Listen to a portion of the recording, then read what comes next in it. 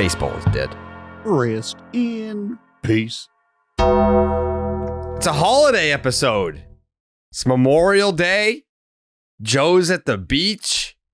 I'm in a beach shirt. I don't know if I'm going to the beach today. I mean, no one asked me. I would love to go to the beach today. I don't know if that's going to happen. Maybe. I don't know. Actually, you know what? I think the weather's going to suck over here, right, Jake? Today's weather's going to suck. It's going to rain. Yeah, it already looks pretty bad out there. Yeah. All right. So no beach for me today, I guess, unfortunately. The Saugus Sock Hop is not the Saugus Beach is not slamming today. We don't have a beach in Saugus. We do have the Saugus River, but as you can imagine, that is not a healthy body of water. It is just not. No one's swimming in that thing. No, not willingly anyway. No, not unless you're being disposed of and you're no longer alive. That's usually what the Saugus River is used for in most cases. Yeah, not the way I want to start this podcast, I'll be honest, but you know, we're gonna talk about a litany of topics today. But where I wanted to start was Dallas. Were you aware, and also Joseph to a degree, were you aware, Dallas, that you went viral yesterday? No, not at all. Yeah, so somebody no, it was 2 days ago, excuse me. I don't even know who this dude is. I think I have no idea who this dude is. His name is Zach Harris, but he tweeted a clip of Joseph interviewing you, and the tweet says, "Today I learned that former Oakland A's pitcher Dallas Braden used bong resin as a foreign substance to rub on the baseball. Bring real baseball back." And just that 10-second clip has 1.7 million views. Yeah, so now you know. now it makes a ton of sense.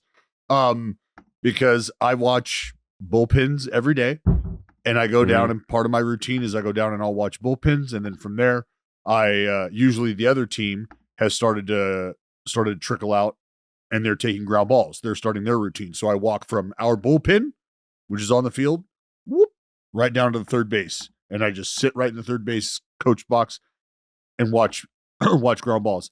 And a group of our relievers came up to me yesterday, independently of another one of the veterans in the bullpen, but they came up to me at different times, and the group of relievers was like younger guys, and they're like, "Hey, so is it true?"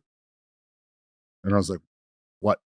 They're like, and they just rub their fingers together, and I was like, "What?" And they were like, and then they motioned like, "Oh, like fucking ripping the bong," and I was like, "They're like bong resin on," and I was like, "Oh yeah," I was like, "Yeah, for sure." Is how it sticky true? that they're like, I was like, how sticky that shit is, and they're like, you could just see their eyes like, "Yeah, holy shit, Yeah. didn't even think about that." And then the veteran guy who's like, "Yeah," he's like, "So it makes a ton of sense. It makes a ton of sense now that you think about it." So yeah, now that I'm just now putting those two things together. Yeah, thanks, Joe. Thank you. How about thank me? You guys wouldn't have fucking known that I went viral. I know. I saw it. I saw it. You last saw night. it, Joe? Yeah. Someone tagged me in it after a while.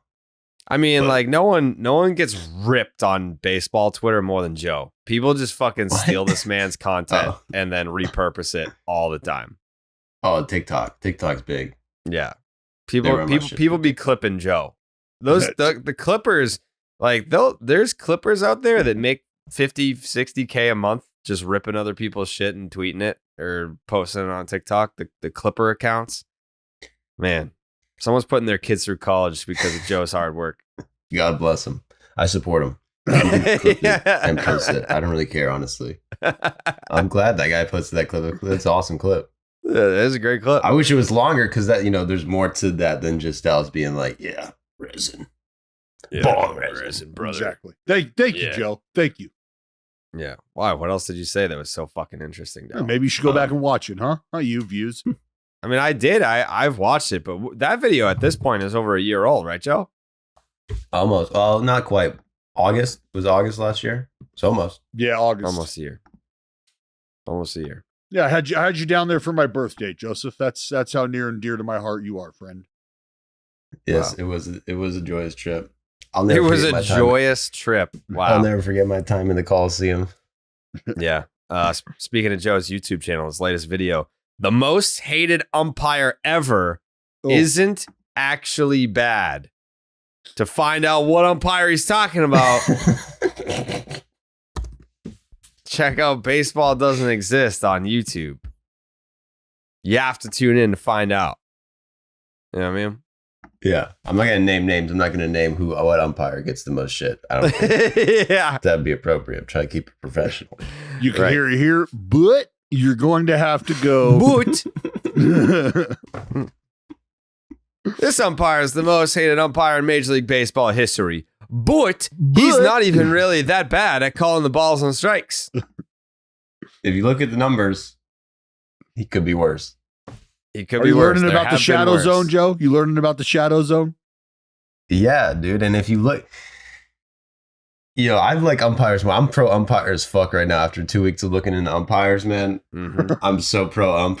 Like I might join the union. I stand Hey. with Angel Hernandez 100%. Wow. Joe, I'm telling you, All these players are just babies, dude.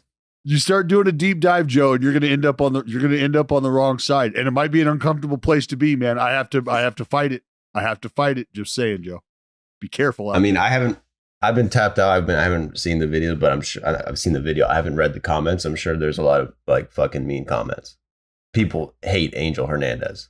And I understand why people hate Angel Hernandez based on like all the incidents he's been in and how publicized it is. I think it's probably safe to say it's a little unfair that this guy is universally known as by far the worst ump of all time, when if you look at any metric, he's lot last in like anything. Now, there's probably some credence to like every player seems to hate him. So there's maybe some on the field, the way he interacts with people, probably that, I'm guessing, I don't know, I've never been on the field, is probably not great. And that's what led to a lot of it. But if you look at the numbers, there's a lot of bad umpires compared to Angel Hernandez. And honestly, they're all not. None of them are really bad. If you want to look at objectively and how to make the majors as an umpire, it's really impossible. So none of them are really bad. Angel Hernandez isn't the worst out of the best. I mean, that's a tough sell, Joe, for you to tell everybody that it's impossible to make the majors and in the same breath cite the name Angel Hernandez. Is that some of the hate you're talking about that's undeserved? It's undeserved hate. I haven't read the hate. I haven't read any comments, so I don't even know if people are on the side. I think it's kind of hard to convince people that Angel Hernandez is actually not a bad umpire at this point. Yeah. Well, I'm sure you dove into the grievances and stuff with him, right? You got it. Oh yeah. Yeah. Oh yeah. And he's made some mistakes. We all make some mistakes. Mm. I mean, the A's, man. If he doesn't reverse that home run call on the A's in 2013, this is a whole different franchise. That game against the Indians in May. If he doesn't reverse that call, I mean, do the A's sell in 2021? Totally different. We could have Simeon. You could have We could have Simeon. Simeon back. Olsen be on the team. Yeah, Chappie. Chapstick. Chappie's back. Yep. But, Change the course of history. Yeah. So free Angel, watch the video. And it's actually insane, man. Like, I mean, I don't even really remember that much watching baseball without that box on the screen.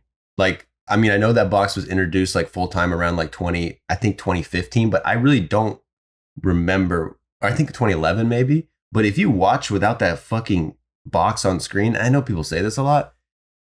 You're not going to be complaining about calls like they are today. Like an inch off the plate, it's obvious. But if you watch it without that box, you cannot tell the difference between an inch off the plate and right on the corner. Especially with today's camera angles. Not to say that they're any better. I mean, there are some that are better than, yesteryear, the 80s, 90s, shit like that. But with the camera angles today, without the box, it would be really difficult to gauge just how far off the plate, one way or the other, up or down, a pitch would be. So I think a lot of people agree that if that box goes away and your ability to relate where the zone is, like each and every time, if that's taken away from you, all you really have is what you think personally. Oh, that one looked a little far, but you never have it confirmed. The only problem with that is you can follow along on the live app and you can see where it pops up on the strike zone there. So it's never going away, but in your viewing experience, watching it, that could very well change how you Yeah, feel and about it. there's this one point in the video where, if you look at umpire cams, there's this one angle that really, I mean, I don't know how accurate an umpire cam is compared to what an umpire sees through a camera. It's probably a little different, but like there's this outside pitch to Schwarber that is like 3 inches outside. And if you watch it from the umpire's point of view, I mean, it looks like on the corner. It's really pretty fucking impossible to know the difference. But if you called it a strike, it's like one of the worst calls of the season last year. And it looks like right on the corner. Do you factor in, this is the other thing, is like you got to factor in where these guys are set up. We do home plate umpire tendencies in our broadcast every game. So we're kind of breaking down, because I'll take a look at what the home plate umpire does and what their tendencies are, and then we'll kind of lay that out. And like you get a really good feel for what you've got coming. And more times than not, you can watch it play out exactly what those tendencies look like. You get a really good idea. Yeah. So Free Angel, stop giving him a hard time.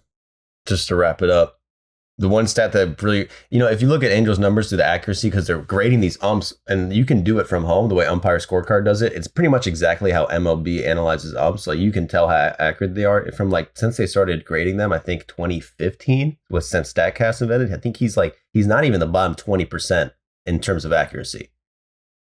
And people talk shit. Oh, he's still like way below average. Like he's still bad. If you're like 28%, 25% out of, like that's still below average. But if you think about like how little umps are in the major leagues and what percentage, how good you had to be to like get through every single level in the minors to be the top, to be not even at the bottom 20%, top 80% of that. It's hard to say that is like that terrible of an umpire. You got yearly grades, Joseph? You got yearly grades for these guys? No, like the MLB grades. Yeah, those aren't public.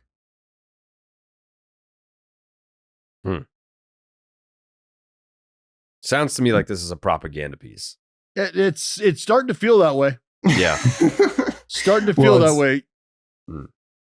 I mean, I go over every time Angel Hernandez fucked up every single time. So it's like a 30-minute video, and you will watch every single time he fucked up. So I mean, it's you kind will of watch ironic. every single time. I know I'm like, yeah, he's actually not that bad. Here's every example of him fucking up. So you might watch this and actually, what are you talking about? Like, there's just him messing up constantly. But sure, it's a little propaganda. I think he deserves a little bit of propaganda in his. Someone needs to stick up for him. If the hate is so clearly on one side, can someone just be like, hey, by the way, he's actually 20%? I wonder if he'll hear from him or his people after this. I hope so. I hope Joe West sees it, because I'm trying to get Joe West to do an interview with Joe West, and I hope he sees it and sees like, I'm pro ump. Joe, give me a chance. How did we get Joe West? I don't remember. Jake, wasn't he promoting an album or his album? Oh yeah, he had a podcast. I don't think having another album foisted on the public is worth another interview. You know what I mean? No offense. I bet Joe would promote the shit out of that album if given the opportunity. I told him, dude, I emailed his people. I said, bro, I'll fucking put the documentary out, 3 ads. I'll do a whole freaking 3-minute ad read in the middle of the video. Just give me Joe West. I want to talk to Joe West, and I think that would be a banger video. But I talked to him on the phone, and he was like, seemed like he was down to do it, but then it, fell through. He stopped responding. So I'm hoping this video changes his perspective. Man, I'm pro ump. I'm wearing the freaking white wristband. You're pro Joe. I'm wearing the white wristband. That's a deep cut. That was so tired. That was a deep cut. What year was that? Oh, that was like 2018, wasn't it, or something like that? Yeah, I think white so. Wristband. Yeah, the be nice to umpire wristband. that was terrible. Umpire abuse is a real thing. I'd actually love to have one of those right now as like a retro fashion piece. Mm-hmm. That was Get in the umpires. You gotta pay your dues. Well, The MLB season is in full swing, and Underdog Fantasy wants to make it a lot more interesting. Underdog Fantasy is the easiest place to play fantasy sports. Playing their pick'em game is as simple as selecting higher or lower on player stats, strikeouts, total bases, home runs, and so much more. Make entries of all baseball, or you can mix and match across your other favorite sports. You can win up to 100 times your money, and it's a ton of fun. Jake, when do the Celtics play again? Celtics are playing tonight. Tonight. They can close it out. This is the most boring Eastern Conference Finals of all time. Yeah, should be a quick sweep. Close it out tonight. Yeah. All right. Well, I guess you can combine the Sox and the C's if you'd like. Make sure you sign up with the promo code Jared. That's JARED to get $250 in bonus cash and a special pick on Underdog. That's Underdog Fantasy, promo code Jared. Sign up today. We would very much appreciate that.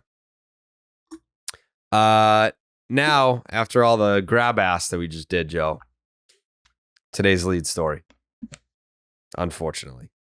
Unfortunately for you, unfortunately for the game, unfortunately for us as a podcast, Ronald Acuña Jr. done for the year.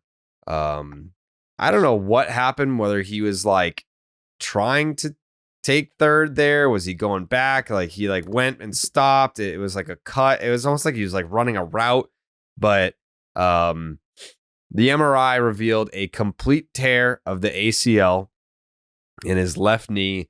He's set to undergo surgery at a date yet to be determined and will miss the remainder of the 2024 season. Joseph, your thoughts?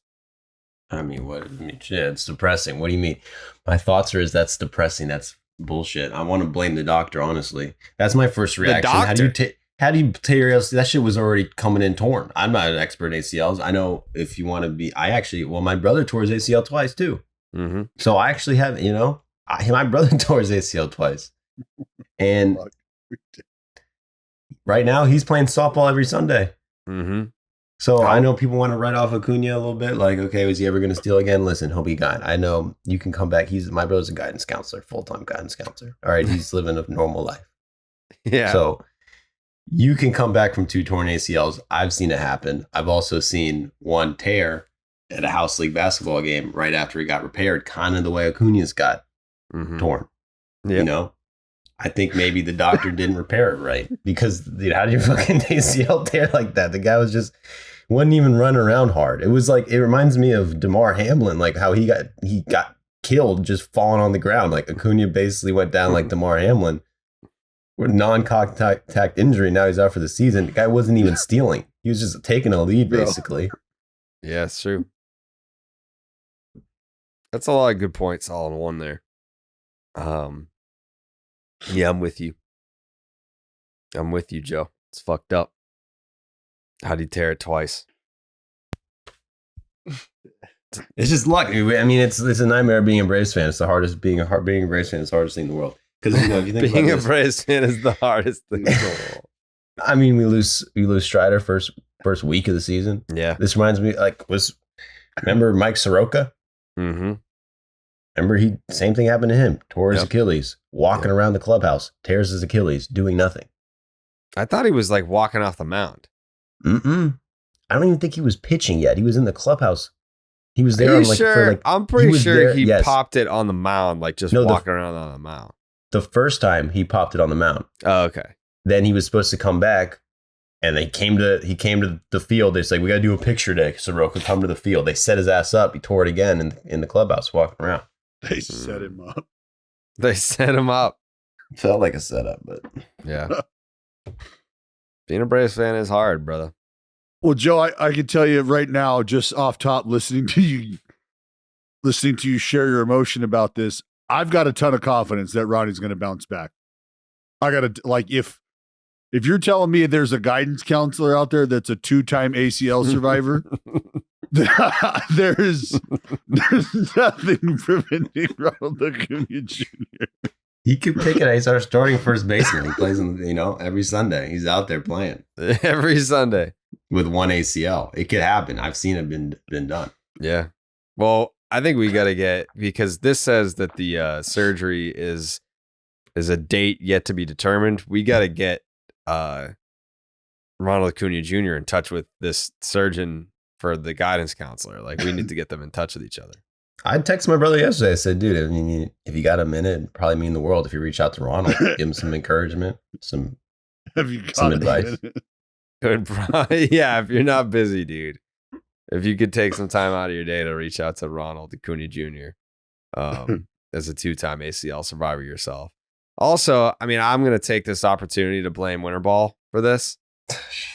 Well, I'm just saying, he's got miles on him that don't need to be there, Joe. No, Joey, I wanted to ask you this, and it's funny you say that, Jared, because here was my angle with the Winter Ball thing. You know how much fun he has playing Winter Ball. And you know the kind of stuff that happens in Winter Ball. Some of the chances you take, the way you play the game, right? So if we go back and look at that play, either way you draw that play up, it ends with Ronald Acuña Jr. being out by a significantly large margin. Whether he's out at third base, whether he's out at second base, or whether the pitcher walks over and tags him. However it was going to end, it was going to end with him being out by a very large margin.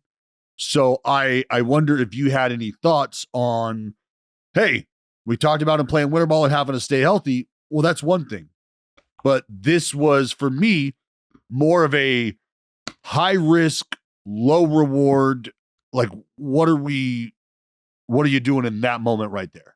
What are you doing? Because he was going to be out, like I said, by a long, long way if he would have kept going to third base, which he realized and shut it down and stopped and tried to go back. And that right there is where the injury occurred. So I was wondering if you had any thought about, hey, him playing a, free-wielding sort of game is what we love. I don't want to see these guys not be aggressive and not be the crazy athletes that they are. But is there anything you think, Ronnie, having that free-wielding lifestyle on the field like in Winter Ball, and then also having that same sort of approach during the regular season where, hey, this is 162, so let's maybe pick our spots to be super aggressive like that?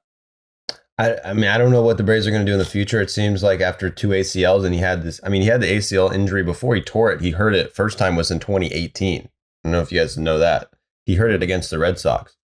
So I remember that. Yeah. He like hyperextended his knee at first, like running through the bag at first.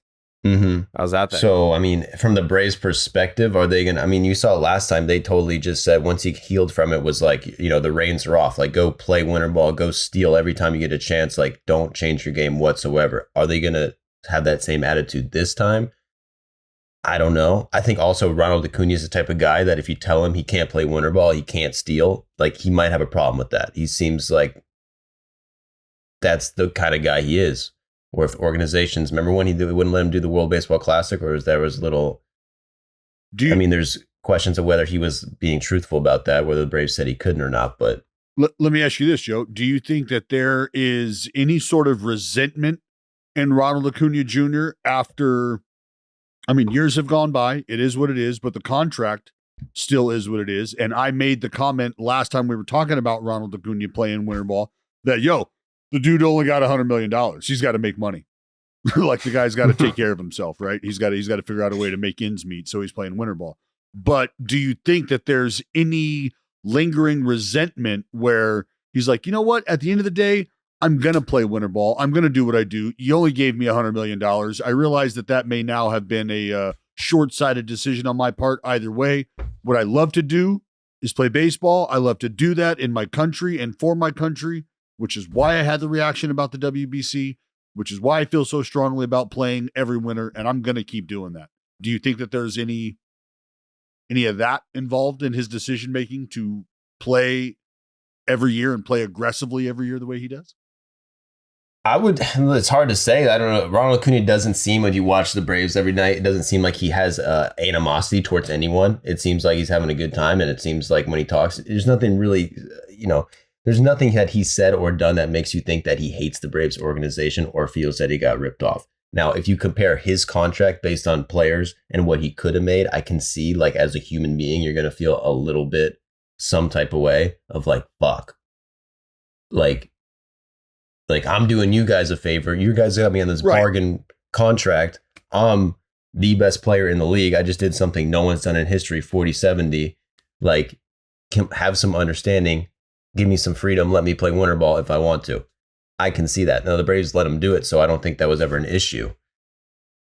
But also, it's just like the way he tore that, it didn't seem, I don't know, it's hard to blame winter ball. I don't know anything about ACLs. No, and you're not blaming winter ball, but don't you think that injury was going to happen no matter what? Well, like, it happened on such a kind of a fluke play. It looked like it was about to tear no matter what. Well, it's his left knee, right? And so if you look at the play, it's him shutting down and trying to pivot and go back all at the same time, right? So that's where the knee goes. That's where the knee gives out. And that was my correlation. Like Jared's question, and I think Jared's tie to winter ball has more with the physicality and the impact that it takes on the body. And my question was being posed more from a stylistic approach and how he plays the game in winter ball as opposed to playing the game here stateside. And that's something that makes him so exciting, is he just plays baseball, right? He plays the game the way he's going to play it anytime he's on the field. Doesn't matter if it's in Venezuela, doesn't matter if it's here in America. He's going to play the game hard and aggressive because that's what kind of stud he is. And I just wonder if, given the opportunity to continue to showcase that in winter ball, you almost are like, yo, this is just who I am. This is what I do. Even though those are two very different places. Those are, especially if you're under contract to the tune of $100 million. I'm sure the team wants you to go and be the player that you want to be, but they would really love it too if you weren't putting yourself in situations like that on the regular. If you're going to do that here in the regular season for them, then I'm sure they probably don't have as much to say about that. But unfortunately, that style of play is what has landed him in this spot. Yeah, I mean, I'm curious to see what it's going to look like when he comes back. I don't know what you guys, like, if you guys were, I mean, you guys all probably are fans of Ronald Acuña. Do you want him coming back and trying to steal 80 times a year? As a fan, I don't know, as interest, like, you know, you want him to be healthy, of course. Yes. Do you? I want so Joe. If you were the coach, would you say go steal as much as you want or take it easy? Well, those are two very different things. Those are two very different things. Like, and I don't even like coach organization. I think we don't have to look any further really than what we had seen with Mike Trout. Right. And really to a degree in a different version with Byron Buxton. Like, they're trying to protect him from himself so much, they aren't even letting him on the field. Yeah. Right. They're like, you just hit. That's all we're going to let you do is hit, because you play the game in such a way and the physicality that comes along with how you do it puts you at risk. And Ronnie, this might be the same thing, dude. Like, you might have to be a different type of player, because if you're going to be a Gold Glove caliber defender and a middle of the bat order, or middle of the order bat, you got to be healthy. You have to be. And what's the best way that we can do that? Where in your game can we carve something out without completely changing who you are? And that's really tough to say when you're talking about the 40-70, Joe. That's really tough, because it's like, guess what a big part of his game is? Speed. Moving up. It's a huge part of what he does. Now you're going to have him just not do that. So, like, if you look at Mike Trout, what was it, 2012? He stole 50 bags or fucking 49 bags or whatever it was. And then the numbers just started to dwindle until they eventually got to basically non-existent stolen base efforts. Yeah. And then look what happened. The guy had how many injuries after he stopped stealing? Like, how many times has Mike Trout gotten injured? Well, I would say over these last, 4 or 5 years, I think that injury, the ticky-tack injury rate has sort of ramped up for Trouty. But I get what you're saying. I get where you're going with that. Is you start to peel a guy back. Do you start to see these injuries pile up in different places because he's now trying to guard himself and not play the game a certain way? I get it. That's why this is all very interesting, you know. But from a fan perspective, no, I do not want to see Ronald Acuña Jr. slow down. I don't want to see him have to change his game. From an organizational perspective, is this the best way that I can continue to keep my $100 million future bat still healthy and on the field? might be, because now I'm going to lose an entire year of production from the guy when I really could have used it. You know, we're going to have to address this if we're going to be the stalwarts we've been in this division. We're going to have to address this. It's a big loss. Jayhay, you haven't said a word. Your thoughts? My initial thought is that, you know, to your guys' point about the 70 steal season, I hope we all enjoyed that, because I don't think, to me, this will have ramifications beyond just Ronald Acuña Jr. Stolen base attempts are down from last year league-wide. I think most people, myself included, thought that the trend would continue upwards after the changes entering last season, and that has not been the case. That's a separate conversation that I don't want to get into, but we could some other time. But, you know, it was awesome watching Acuña do what he did last season. There are lots of reasons why it had never been done and why seasons like that are so difficult to achieve.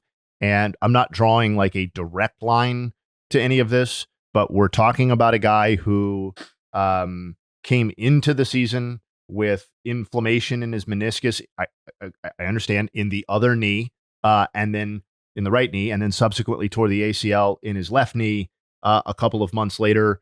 This follows, as you guys have outlined, a torn ACL already from 2021 and the ACL or MCL sprain from 2018. So, like, there's a lot of wear and tear on these knees right now. He was already unlikely to steal at that rate moving forward. I know he had a lot of steals this year. His overall game was obviously down considerably. You have to think that part of that was due to a lack of health or attempted adjustments made because he didn't feel totally comfortable.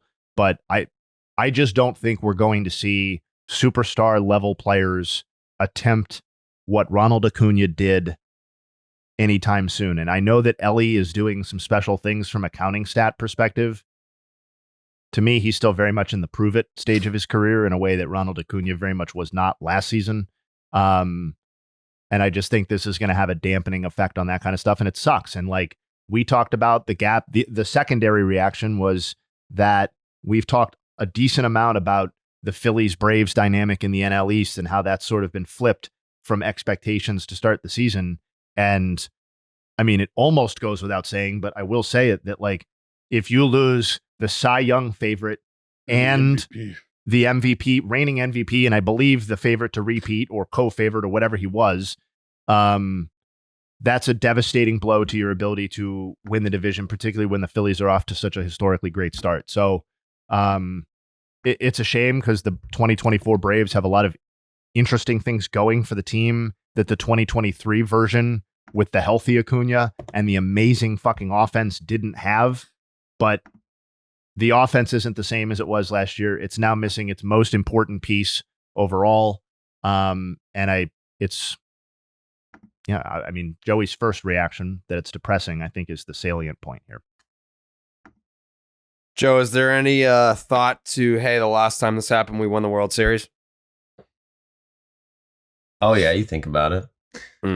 But it's fucking puts you in a bad situation because it would actually kill me if you win another World Series without Ronald Acuña. Like, you're almost rooting against them to win the World Series. You're like, fuck, man, that's like terrible because you love Ronnie so much.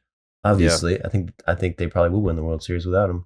Wow. And they'll probably win it next year when he comes back, and it'll make it even sweeter. Damn. But you know, we'll see who we get, man. We'll see. Maybe we'll get some replacements. Deadline. Who wants to make a trade? Athletics want to make a trade? You got anyone? Don't say it, Joseph. Brett Rooker? No, Mason Miller? We got nobody over here. We got nobody We'll over take here. them both. Nobody wants a guy who can hit 30 homers. Nobody wants that. So Oscar Yanoa. He's having a good season in the minors. Leave Brent Rooker alone. We'll give you Oscar. Give us Rooker. I love how every Joey Braves trade proposal includes like the most recently washed Braves prospect, Oscar like the Yanoa, guy dumping on me. yeah. Yeah, here's the guy who punched the shit out of a water cooler and hasn't quite figured it out after that. Although to his credit, I think he was doing this whole shtick with Vaughn Grissom last year, and lo and behold, somebody listened. Somebody bit.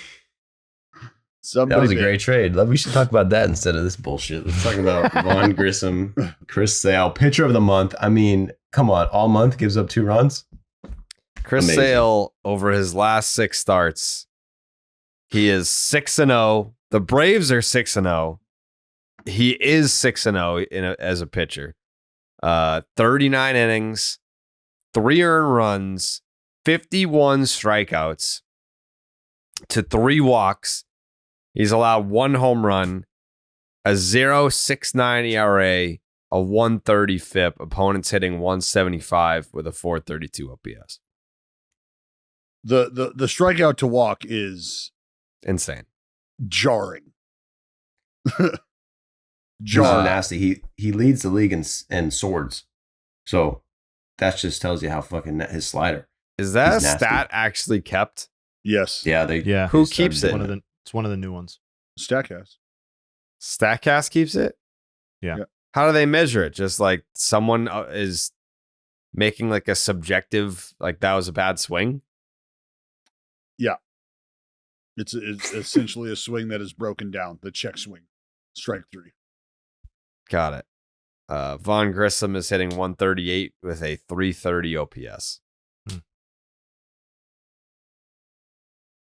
I mean, it's kind of stats aside, like, and there's plenty of them for sale. It's kind of crazy that he's basically as good as he's ever been at age 35 after we really haven't seen this level of performance since 2018. Like, even over smaller stretches, it's not like he was fine over some of those seasons with the Red Sox post-title, but like, we didn't like see this Sale and then he got hurt. And we're like, oh man, I wish it would have been like, in 2019 or 21 or something like that. Like, we haven't seen this quality of pitcher in 6 seasons since he was still in his 20s. It's just you got to appreciate it from that level. That Jay, let's play it lit. You know what? Let's play a little game, because I'm not going to look at any of that. And I'm just looking at these last 6 starts, and I'm going to venture to guess that his efficiency in the strike zone right now and his frequency in the strike zone, really on his entire mix, I'd venture to guess it's as good as it's been, or damn close to as good as it's ever been. Over these 6 starts, he's got a first pitch strike rate of 71%, which is really fucking good. Okay, big league average is 61%. But the fastball strike rate, 68%. That's just the 4-seamer. The 2-seamer strike rate, 74%. The slider strike rate, 72%. And the changeup strike rate, 65%. Like, he's filling it up. He's throwing everything for strikes. Absolutely everything. And the swing and miss, let me do it real quick. 86. So he's got 101 swing and misses on little over about 280 something, 280 some odd swings. I'm not going to do the correct math. Yeah, I mean, it's dominant, dude. Dominant. Well, and the thing that stands out to me about that, and like, if you're trying to build like a perfect pitcher, I feel like one of the things you would try to incorporate is, again, a perfect pitcher is a guy who is in the strike zone a lot, but generates a lot of swings at pitches out of the zone as well. So like, you're not just completely relying on throwing all of this stuff out of the zone. So eventually you're going to get lots of chases anyway, and you can't ultimately put the ball where you want to, or in the strike zone in general when you need to. And Chris Sale's the only pitcher in baseball right now, qualified pitcher, starter basically, who is in the top 10 in rate at which he puts the ball in the strike zone, and the rate at which he's getting swings and misses, swings and swings and misses for that matter, but swings at pitches out of the strike zone. It's like the perfect combination of pitching right now. And that's part of what I'm talking about when I say he's as good or better as he's ever been, is he's like he's got the same swing and miss and ability to generate it in and out of the zone as he's ever had before, both relative to his own career and relative to the league. But he's also now filling it up, to your point, in the zone at a frequency that really just haven't seen from him before. So it's as Jared's numbers in the beginning pointed out, it's manifesting itself in just an absolutely unprecedented strikeout to walk rate over the length of starts that he's putting together. Just the final nugget I'll drop is that whether you use the 6 or 7 start stretch, because he's 7-0 over his last 7 and 6-0 over his last 6, he and Fergie Jenkins are the only pitchers in baseball history to have a 7-start stretch with 50 or more strikeouts and 4 or fewer walks and to go undefeated over that stretch. So it's literally like as pristine a pitching as you can possibly have over a 6 or a 7 start stretch. It's unbelievable. And his first pitch strike rate is the highest by 3% than it's been at any point in time in his career. And I cannot stress enough, I don't care who you are. If it is 0-1 as opposed to 1-0, your odds of winning the at-bat are significantly greater. If you couple that with his type of stuff, they get even better. So everything we're talking about from Chris Sale right now ultimately has to do with him attacking your ass. That's what it boils down to. He is coming right the fuck at you. And when he doesn't have to, he's making pitches so good and so quality that you are offering. I'm not bitter. I'm genuine. I'm really not. Like, I'm just happy to see him doing this again. I mean, I guess like when I think back to like Manny Ramirez is my favorite hitter, and one day it was just over. Like you're used to him being a plug and play guy every year. It's 300 batting average. It's 30 plus bombs. It's 100 plus RBIs. And one day it just stops. And with Chris Sale, that post Pedro, he was my favorite pitcher to watch pitch. And one day it just stopped. And I remember thinking, like, when it ended for Manny, like, man, I really wish that, I could see just one more season of him at his peak. And with Chris Sale, like Jayhay pointed out, it's been 6 fucking years since we've been able to just sit down and watch Chris Sale be this good for some sustained period of time. Like, of course, like in the last couple of years, he's had his moments where you would see blips of what he was capable of, but not for a sustained stretch like we've just seen. So for me, it's just, like I get to see one of my favorite pitchers just doing it, like in his prime years, like his peak performance. We're getting to see it again when it's something that I'm not going to say I ruled it out completely, but I was pretty sure we weren't going to see this Chris Sale ever again. So I'm happy for him. I'm excited to watch it. There are plenty of people who were optimistic about. Sorry, Joey. There were plenty of people who were optimistic about Sale. I think a lot of people were in new environment sort of stuff. But to have expected this would have been crazy. Yeah. Yeah. Hey, Joe, he'll probably get hurt too. He's gonna get hurt too. Knowing our luck, make sure he didn't get on the bike or anything. Yeah. We haven't done it with Joseph yet, but we've been playing a little game on this show, Joe. We've been doing it when you haven't been on yet, because we've been doing it on like Wednesdays and Thursdays. It's called Guess That Year. Are you familiar with the game? Yeah. You know how it works. Yeah. I mean, you say stuff and then I guess the year. Yeah, but you like you're on a timer. You've got 60 seconds, and you can only guess 1 year per hint. And we have decided that the final hint, you get 2 guesses. So it's 7 hints. You get to guess 1 year per hint.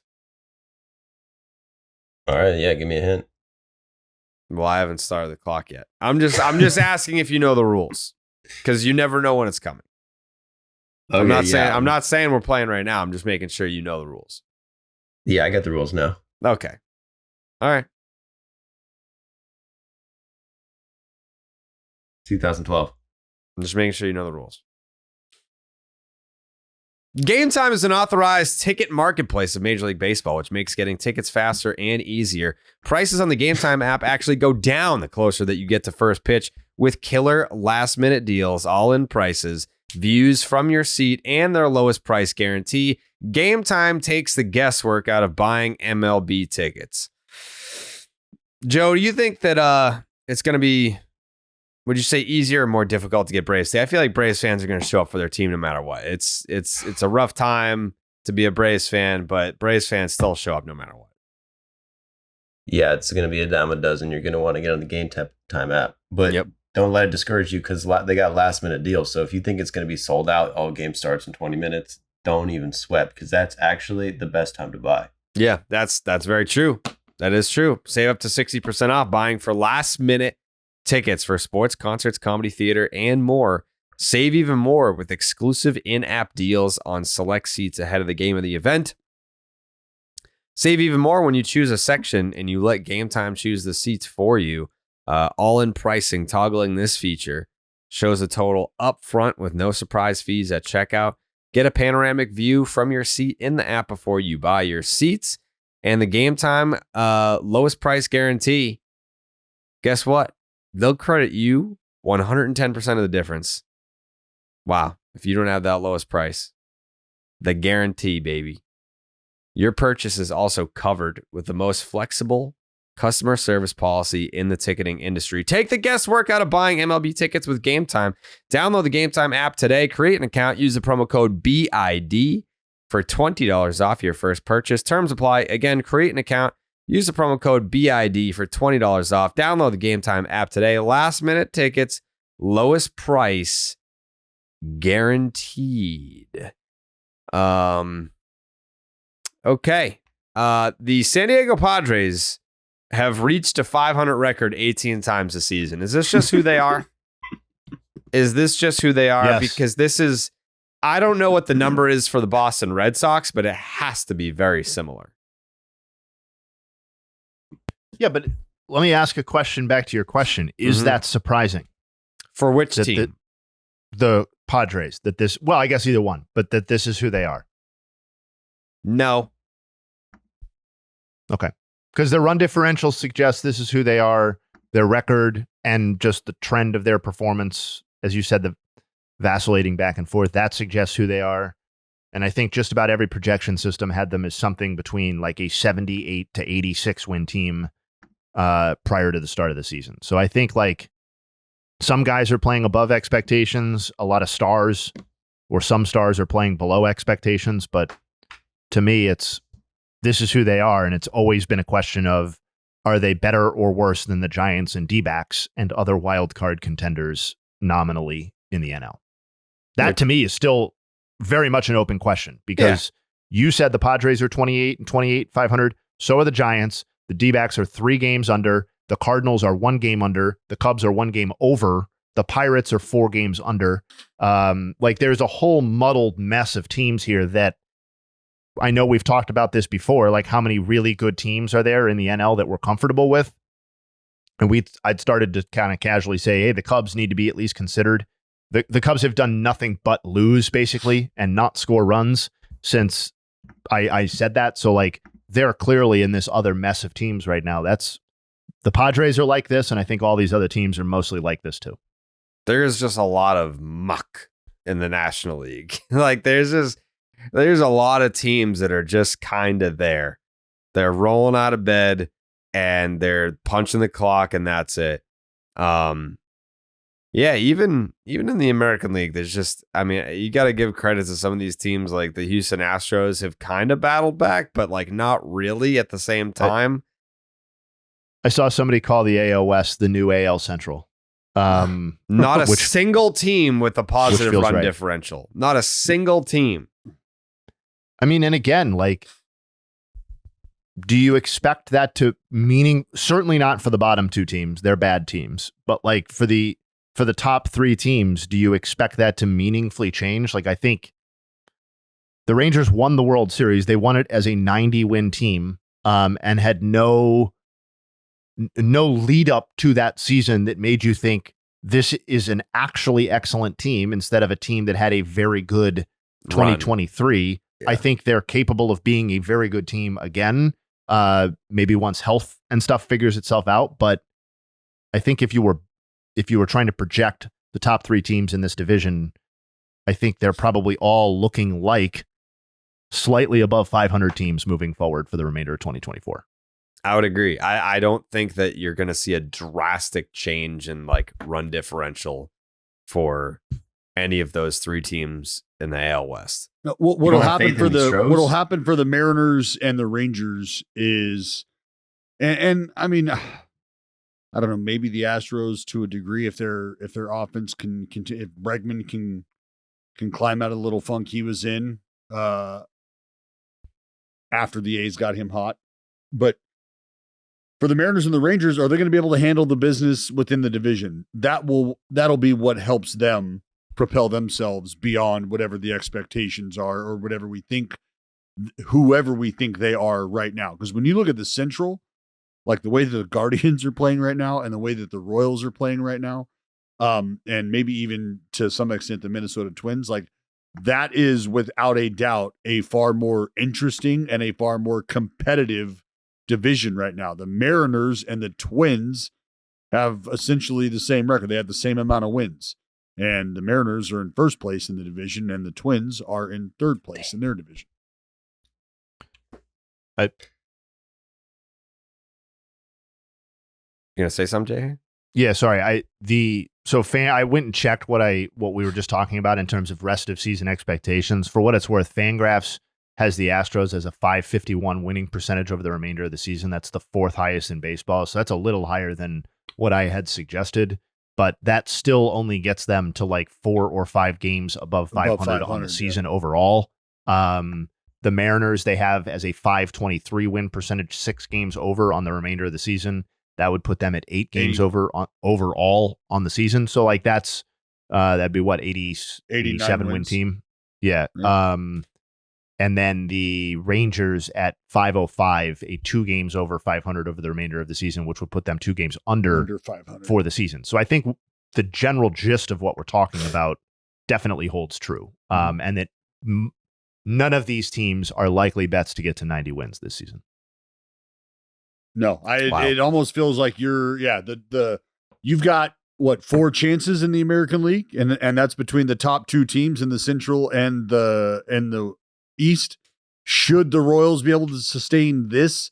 That's what I mean. I don't know how sustainable the Guardians' run right now is. Well, we're getting to the point with the Guardians, though, that it only has to be so sustainable. They're 36-17. You know what I mean? Like that is a lot of banked wins. That's, for example, 8 more wins and 9 fewer losses than what the Mariners have right now. Like that's a lot to make up. Not that they're competing directly against each other, but like as a representative of this team, of this grouping, they're like 11 and a half games above the Rangers right now. That's just so many games. Even if we don't think that the Guardians are that much better or even better at all than these teams, if we were to restart the season and play 162 again. That's not how it works, obviously. And Jay, so just to the point of like whether or not they're a streaky team or not, they've had 2 separate 5-game winning streaks in this early season already, and they are now riding a 9-game winning streak. And they've also had several moments in there, like during those 5-game stretches, if you start to zoom out, there's a lot more victories over the course of the next 5 days compiled in there as well. So they are by all stretch, they are definitely a better baseball team than they were. And to the point of sustainability, it feels like this is a team who you're not going to see get swept very often. No. And, Fangraphs has the Guardians as a sub 500 team over the remaining 109 games. You can think that's pessimistic or whatever. I don't really care. That's fine for where they're at right now. Shit. The point is if they do that, if they play 3 games under for the remainder of the season, and all those other teams that we just talked about play to their projections that were much more optimistic, the Guardians will still finish with more wins than those teams. Still win the division. So that's how this works. Yeah, the Guardians have lost 3 games in a row exactly once this season, and that was recently to the Chicago White Sox.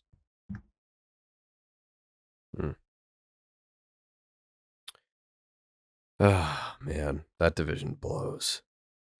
Division absolutely blows. Well, and the Guardians, what they do, like the Guardians, the AL West is not, it's not solid right now. No. Still some But good the arms Guardians to watch. 9-game on the winning mound. streak for the Guards. 9 Well, game Jared, winning streak for the Guards. And this is what they do. They do the little, like, what do you have to do in those tightly contested ball games? You got to win those. You got to figure out a way to win those. They are 9-6 in 1-run games. They're 10-4 in blowouts.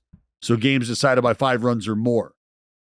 So in those big crooked number games, they're winning those. In the tightly contested ball games, they're winning those. I believe they're 10-5 in the division. Thanks, Minnesota.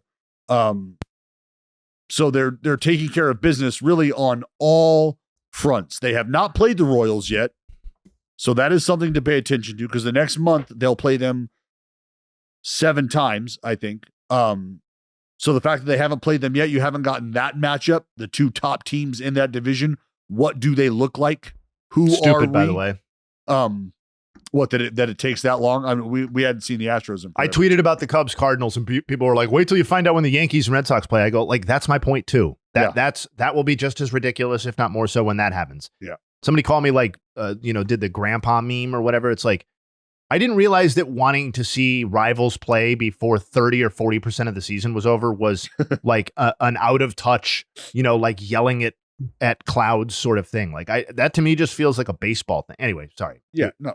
Well, it's because you want to. I want to see how we look to start.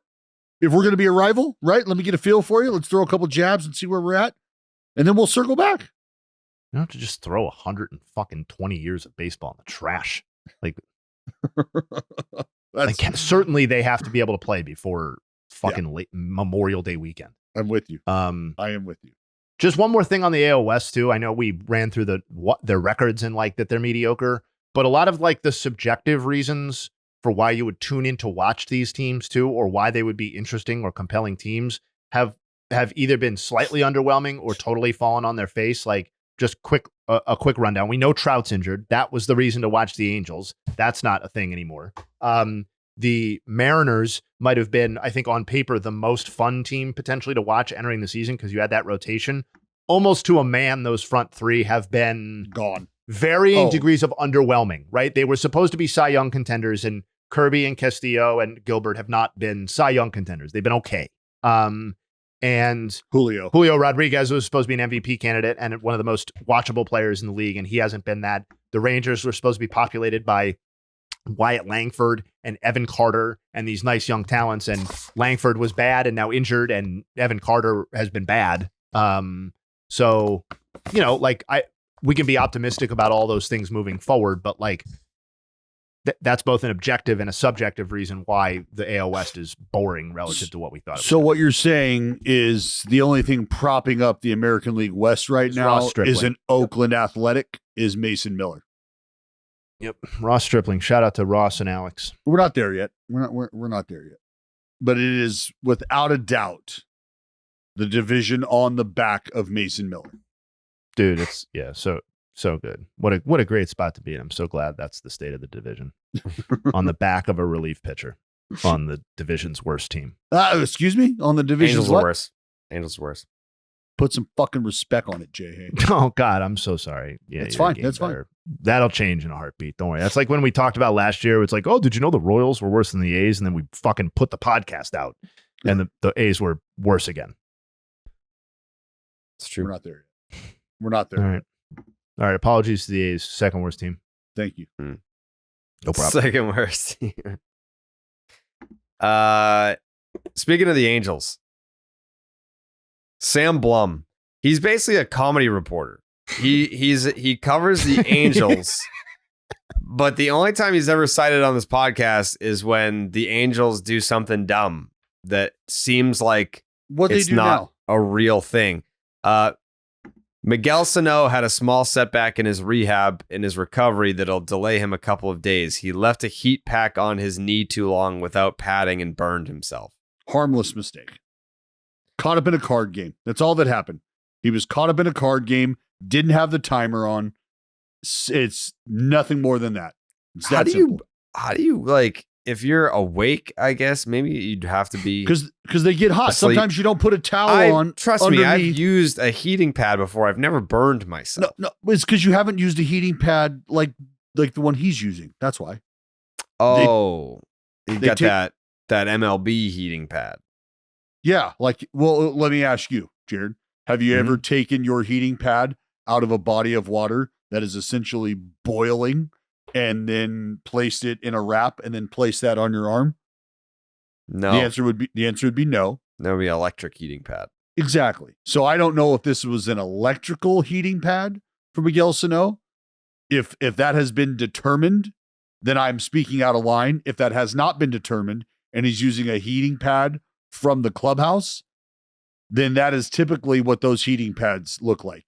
They basically look like an ice cube tray to an extent, but they're twofold and they're in this hot water. You pull them out, you set them on this pad, you fold the pad over, they'll put a towel over whatever body part they're going to heat up, and then they'll put the pad over the towel, wrap that up, and you're good to go. They usually put a timer on you as well. Boop. Come back when the timer's off, 10 minutes. So sometimes if it's too hot and you don't say anything, it can end up burning you like through the towel, if it's too hot. But, it feels good. Like I've been burned by a heating pad before, not to the point where I've been like out of work, not been able to move, not been able to play. But yeah, I've had like, little burns. But for it to be this extensive, I guess, to where you can't function, that's tough. Not good. Prayers. Not good. Pray for Miguel Sanó. Pray for the Angels. Yeah. Pray for Max. Oh my God. Pray for Max. Because if you want to talk about injuries, like that team there's something going on. Like, I don't know who's in charge of their health guys, their doctors. I think they it's might Max. be the dumbest people on earth. Probably Max. That makes sense. Because the amount of injuries this team, and I know no one's paying attention to the Angels this year, and I'm barely. So I'm talking, including the doctors. Yeah, the doctors, and including me. So when I say this, it could be wrong. Deal with it. I'm pretty sure they have like the most ILs this season for like, it feels like the third year in a row. I say we run with that. Third year in a row, they have the most people on the IL. Where there's smoke, there's fire.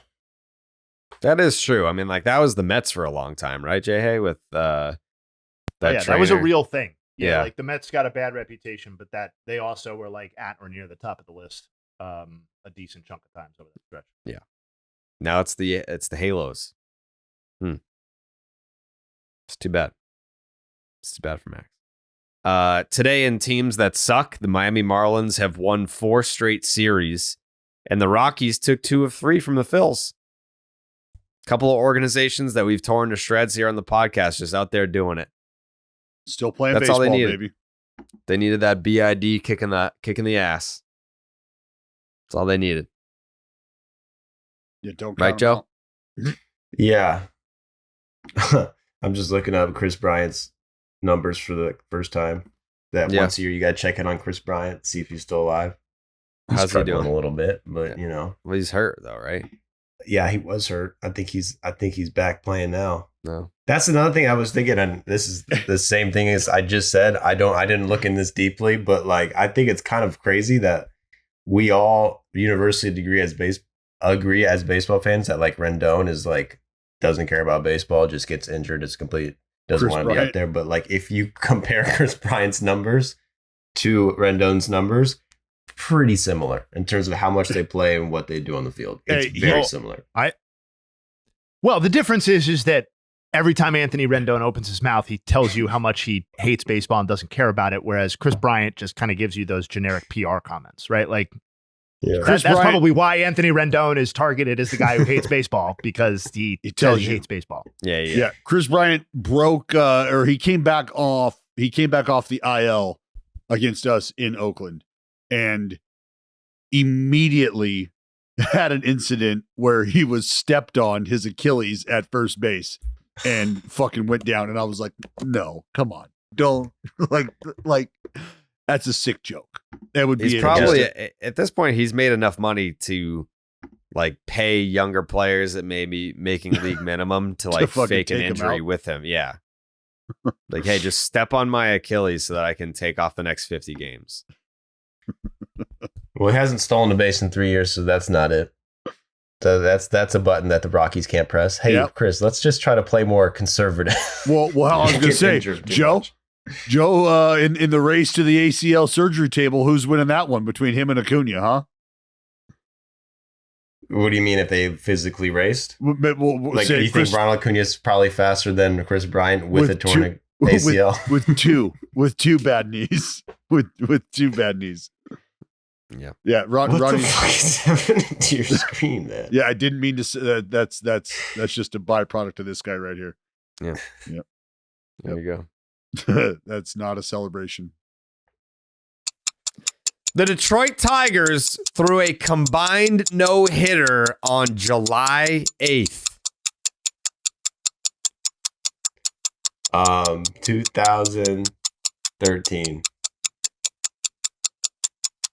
The All-Star game was held in Seattle, Washington. Was it? Wait, do I get to ask a question or I just have to No. guess? Right? Just guess. just have to 2000. 2000. Oh, so this is probably. Wait, is this last year?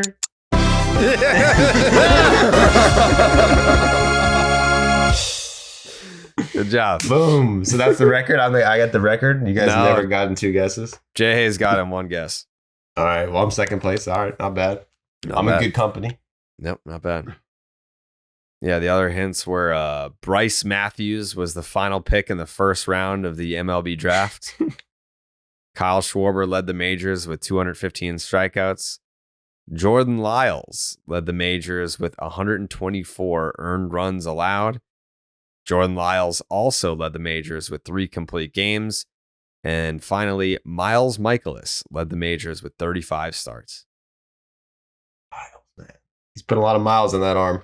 Yeah, he has. Sure has.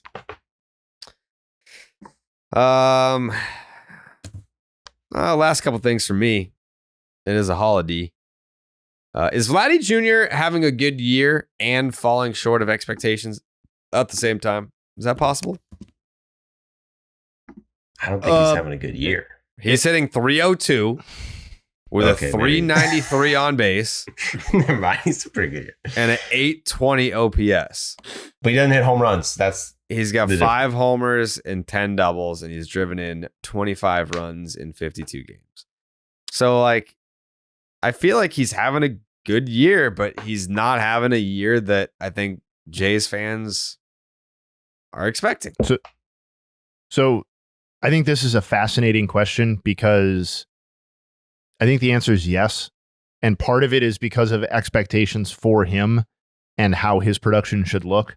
Part of it is that it's really all come in like the last 10 or 15 games or 15 or so games or whatever after a brutal start that everybody was focusing on. Mm-hmm. And thirdly, it has to do with league offensive context and environment because his 820 OPS does not look that impressive when you're like, well, Vlad is a corner bat / DH who should be providing an enormous amount of offensive value. This would be his second best offensive season by adjusted OPS.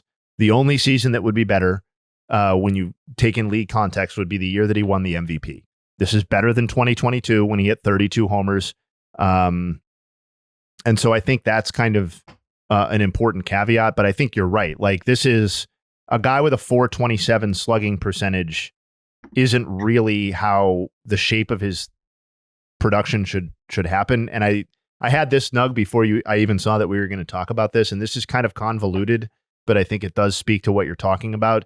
Over the 16 game stretch that you're talking about, he's hitting 452, but he has only a 565 slugging percentage, which would be awesome over a full season. But over a stretch where you're hitting 452 is like really actually quite difficult to do. That's Like, Luis you almost Arias-esque.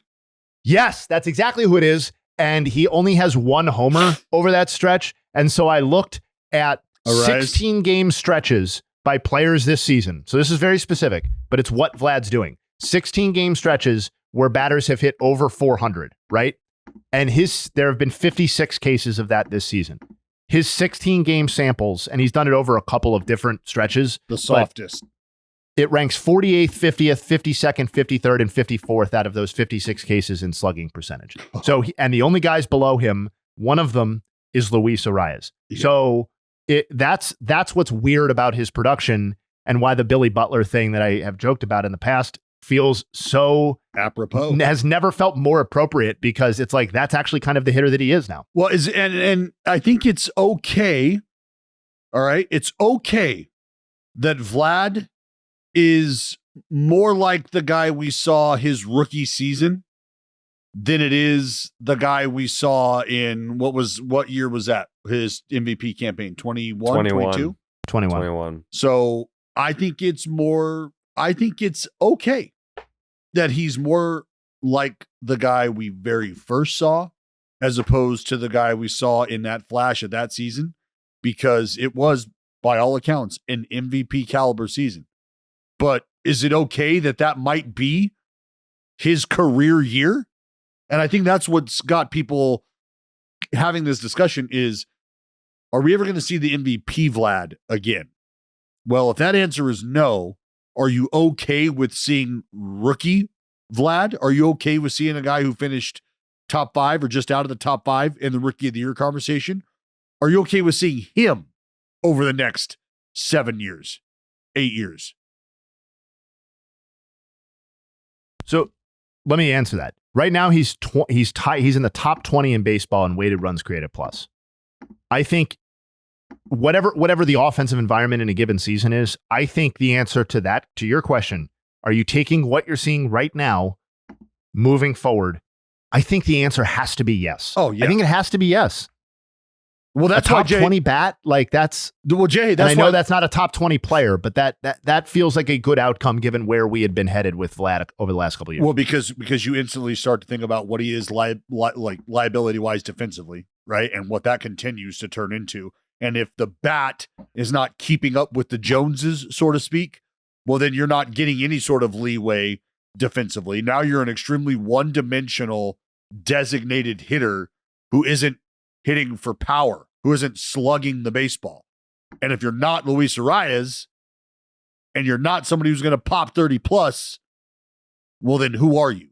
What are, and we can't hide you defensively. What are you?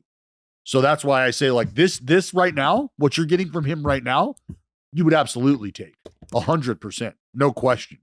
But if it's not that, and it's not 2021 Vlad, is 2019 Vlad that middle ground between those two? And if that is what that is, are you okay with that? Are you okay with Vlad never hitting more than 25 homers again in a season? Are you okay with that being the cap of what he does from a power production standpoint?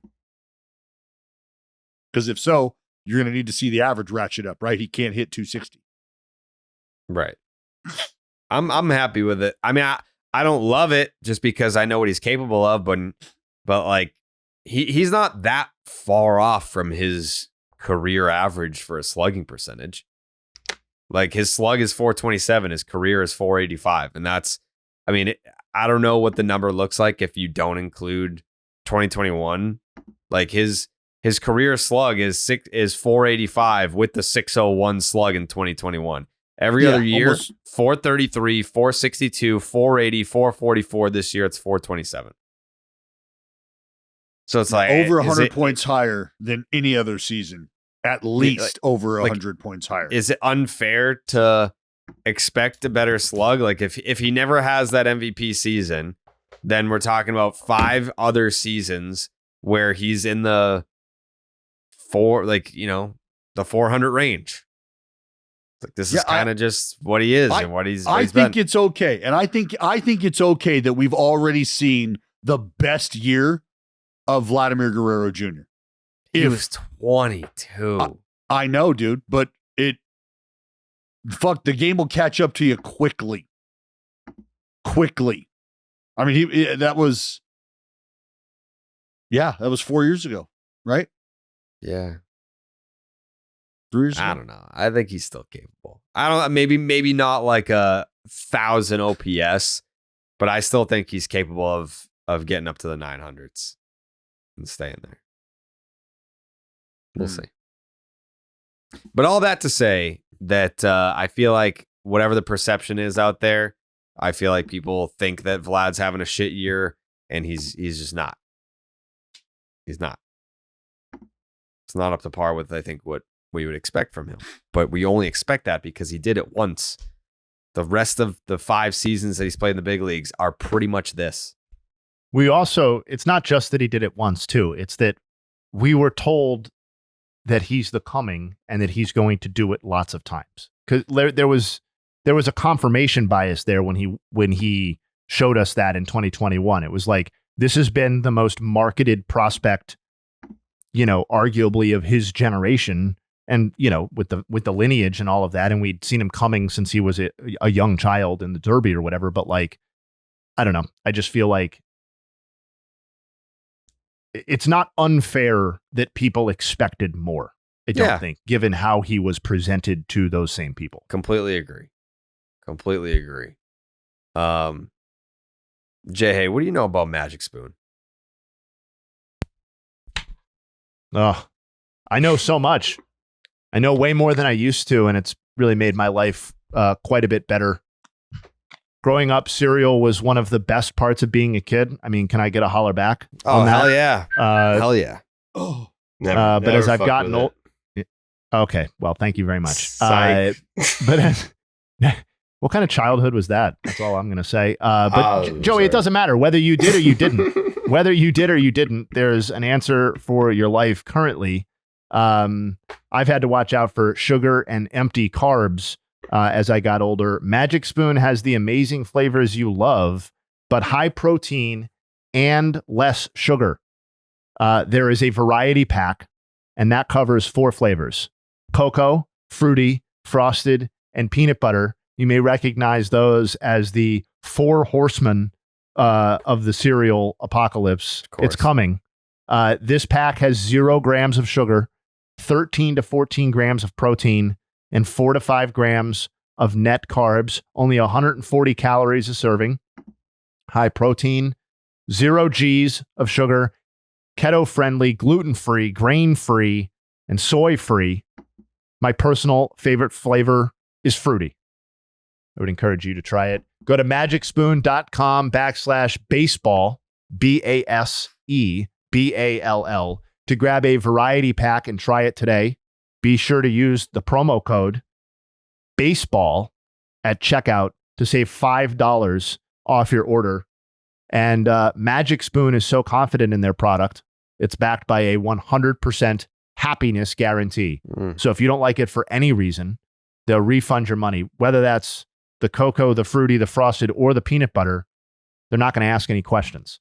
Remember, start your day off right with a delicious bowl of high protein cereal at magicspoon.com/baseball and use the code baseball to save $5. Thank you, Magic Spoon, for sponsoring this episode. Yeah.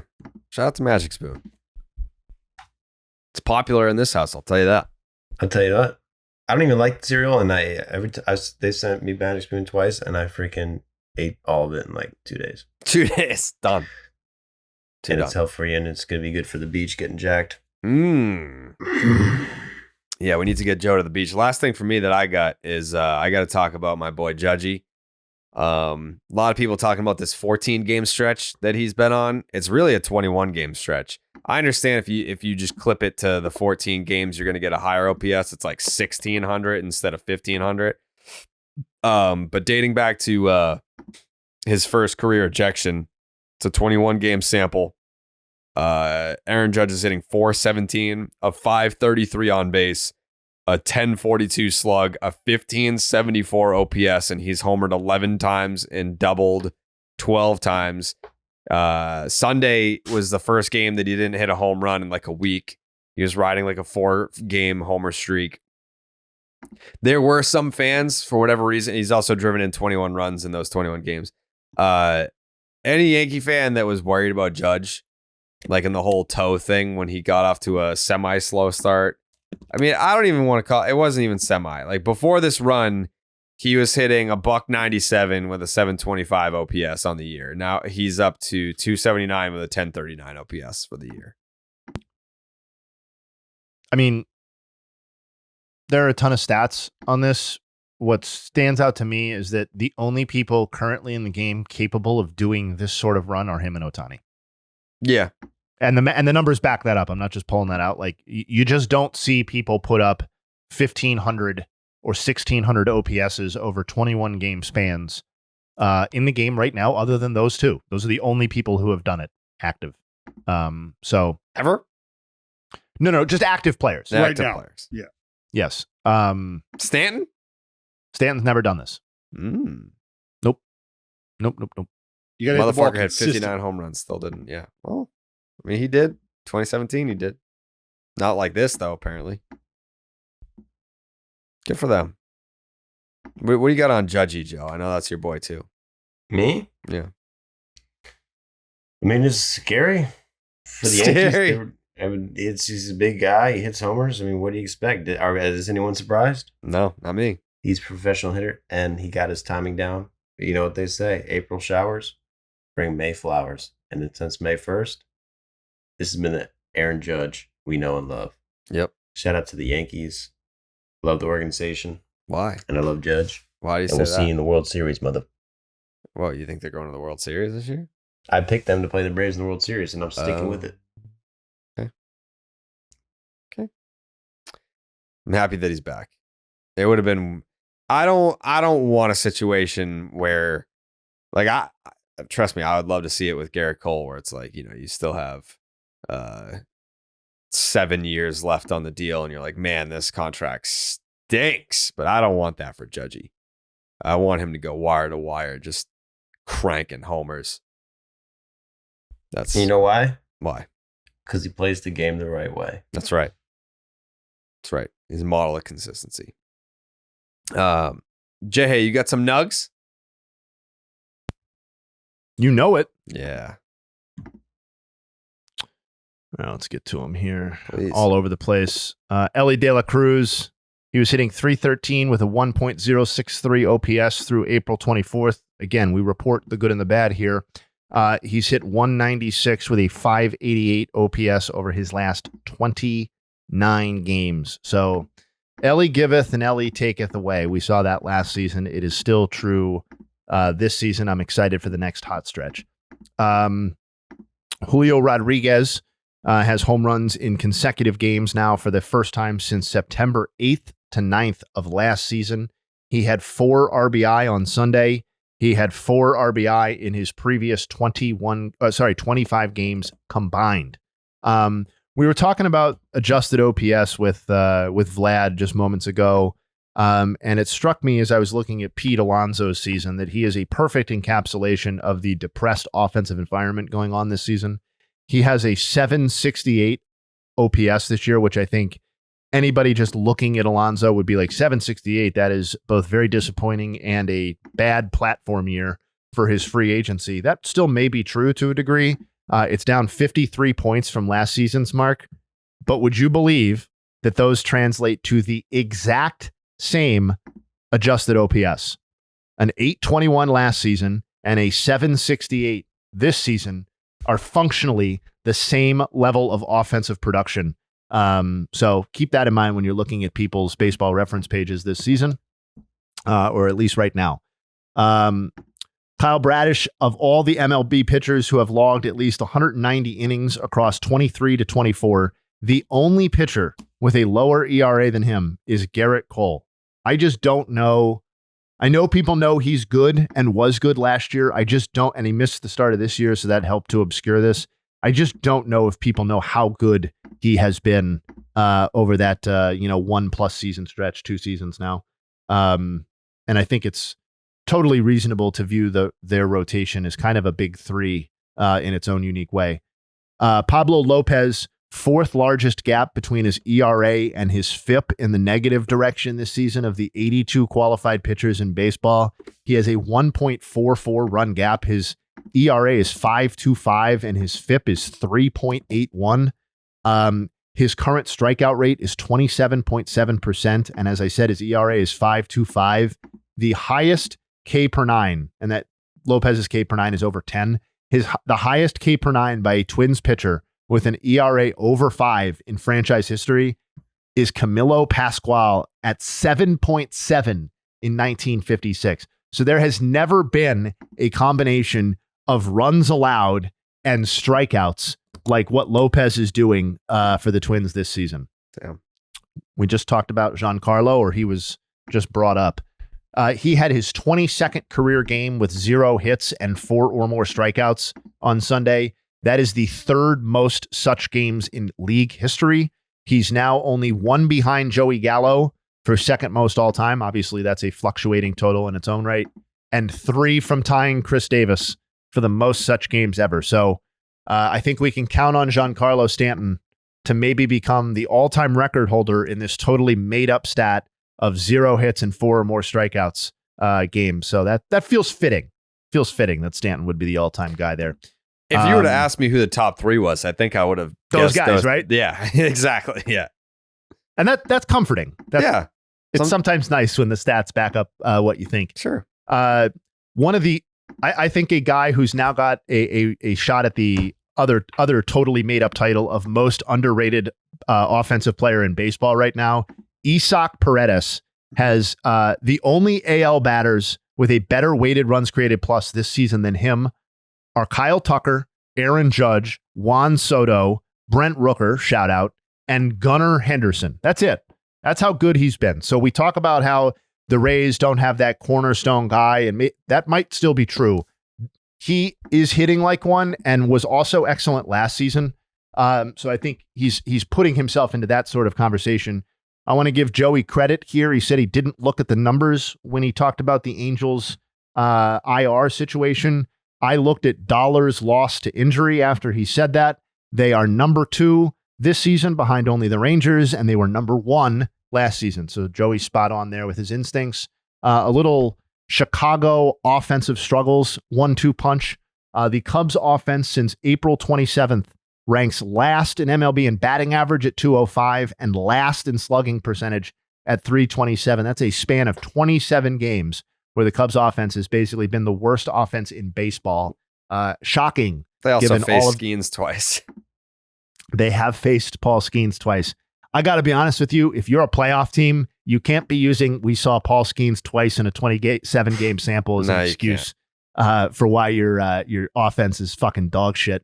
The White Sox offense, though, not to be outdone on the South Side, has been worth -3 wins above replacement this season as a unit. -3 wins above replacement as a unit. The next worst offensive team is the Marlins at +0.6. So there is a 3.6 win gap between the worst offense and the second worst offense. This is crying out for context, so I'm going to provide it. The worst team offensive unit by F4 in the wild card era is the 1998 Twins at -4.5. So the White Sox are on their way to smashing that other made-up record for worst offense in the wild card era by WAR. And then lastly, a guy we have not mentioned one time ever on any version of this podcast, and who I didn't really even know about until about 2 weeks ago, Jeremiah Estrada, relief pitcher for the San Diego Padres. If you have not been paying attention to what this guy is doing, please go check it out and also tune in to watch. He has made 11 appearances this season. His stat line is 15 1/3 innings pitched, 5 hits, 1 run, and 25 strikeouts in 55 batters faced. He is the first Padres pitcher since Trevor Hoffman in 1996 to have an 11 outing stretch, not just to start a season, just any 11 game outing or 11 outing stretch with 25 strikeouts and 5 or fewer walks in at least 15 innings pitched. So we have not seen a relief pitcher be this dominant for the Padres since Trevor Hoffman. And I'm just going to read you the full list of pitchers in the wild card era who have done what I just did while also allowing 1 run or 0 runs. The whole list. Estrada in 24, Devin Williams in 2020, Josh Hader in 2019, Chad Green in 2017, Michael Feliz in 2016, Neftali Feliz in 2009, Grant Balfour in 2008, Rafael Soriano in 2003, Scott Williamson in 99, Wagner in 97, and Hoffman in 96. That's it. So I know he's not closing games for them. I know they have their own excellent closer in Robert Suarez. But in terms of what Estrada is doing in terms of pure relief dominance in a stat line, We have only seen this about a dozen times in the wild card era. Think of all the great relievers that I didn't name in that section. They didn't do what Jeremiah Estrada has done. And those are the Nuggs. Thank you. Wow. I love a fucking Scott Williamson drop on this podcast. I know that's a lot, but I had to read the full list because there's some great throwback names No, there. Scott Williamson is my favorite reliever of all time. Well, shout out to him. Yeah, Coley got me a Scott Williamson autograph as a housewarming gift. Oh, that's a friend who knows you. Yeah. Yeah. Yep. Shout out to Scott Williamson. One of the best. Go back and watch my high school footage. It's Scott Williamson's mechanic. Joseph, final thoughts here on this Memorial Day? I was could start off with some big ups to Birmingham Southern. They're going to the Division III World Series, and the school no longer is real. They disbanded the school. So finals are over. The school does no longer exist, but they're going to the World Series. And guess who's on the team? Who? Drake LaRoche. Oh, really? Throwback. No way. Wow. He made it, man. He made it to the World Series. Got kicked out of the clubhouse all the way to the World Series, baby. He's a disruptor, man, in every sense of the word. So I wanted to show love to him on this Memorial Day. Wow. And Shout out to troops, Drake of course. LaRoche. I want to give a shout out to the troops and Drake LaRoche. Everyone else, have a good day, but this day is about them. Dallas, final thoughts? The Darvish 25 consecutive scoreless inning streak has come to an end. He got touched up by the New York Yankees. And also shout out to Bailey Falter, confirmed BID listener, as he heard Jayhay a few weeks back tell the whole world that he ain't shit. And Bailey Falter has followed up with 3 starts that have resulted in a 2.14 ERA. Over those 3 starts, opponents hitting 189 against Bailey Falter, and Jayhay. I thought you were going to say you actually talked to him and said that he used that as motivation. I thought for a second that was where that was going, and I was like so fucking proud for a second. You're just like, all right, never mind. No, just he probably is a listener. I think that's a fair. Could be, yeah. Just everyone on the Pirates is listening. You know that. You would have to assume highlight of their season. Yeah. Well, they have raised our listenership. Yeah, for sure. Jay, final thoughts? Yeah, I'm a man of integrity. Sure. So I do want to clean up something that I said earlier. Wow. I got a little excited and I misunderstood your question. When I said that Aaron Judge and Ohtani were the only people to active players to have stretches with an OPS of that high, that was not true. I had only looked at the last 5 seasons. The other active players to have had stretches like this, nope. Christian Yelich, from back when he was like amazing. Nelson Cruz, when he was with the Twins in 2019. Not active. Okay, so fair. So I'm out on that one. But Yelich is active, and Matt Carpenter. Remember that? He came was actually not. No, it was that. It was not actually that stretch. It was the 2018 stretch with the Cardinals, which I didn't remember offhand. But he had a stretch where he posted a 1534 OPS from June to July of 2018. So wanted to clean that bad boy up. Also, one final nug.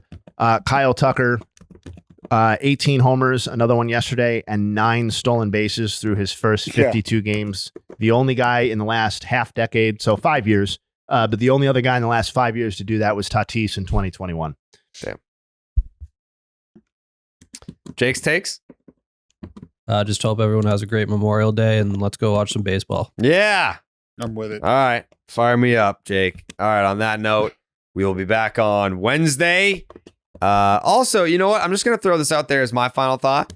If there are topics that you guys want to hear, because the only thing that I hear is like pissing and moaning if we didn't hit on something. If something that you want to see discussed on this podcast comes about, just send us a tweet. I'll probably see it and I can throw it on the rundown and we'll hit on it. We're a very much touch and go podcast.